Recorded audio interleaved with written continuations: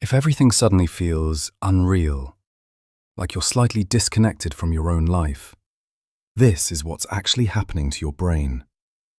Most people experience this at some point, but when it happens, it can feel unsettling. You look around and everything is still there. Nothing has changed, and yet something feels different, like there's a thin layer between you and reality, as if you're watching your life instead of fully living it. And the first thought that usually appears is, what's wrong with me? But here's the part most people don't realize. This feeling is not a sign that something is broken. It's a response. Your brain reacting to something it has been dealing with for too long. Constant stimulation, constant thinking, constant input. Every day, your mind processes more information than it was ever designed to handle. Messages, notifications, conversations, thoughts about the future, thoughts about the past. It never fully stops. And eventually, the brain reaches a point where it needs to protect itself.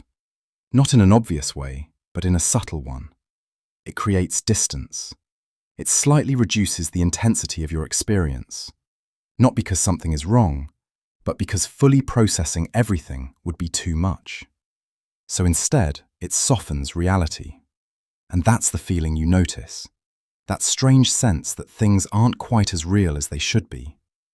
It often appears during periods of stress or after long stretches of constant mental activity, when your mind hasn't had a chance to slow down or reset. And the more you try to fight it, the stronger it can feel, because the brain is still in that same overloaded state, still processing, still reacting. But here's what's important. This feeling is temporary, and more importantly, it is reversible. Because it's not reality that has changed, it's your connection to it. And that connection is controlled by your attention. Where your attention goes, your experience follows. If your attention is constantly pulled away, your experience becomes shallow, less vivid, less real.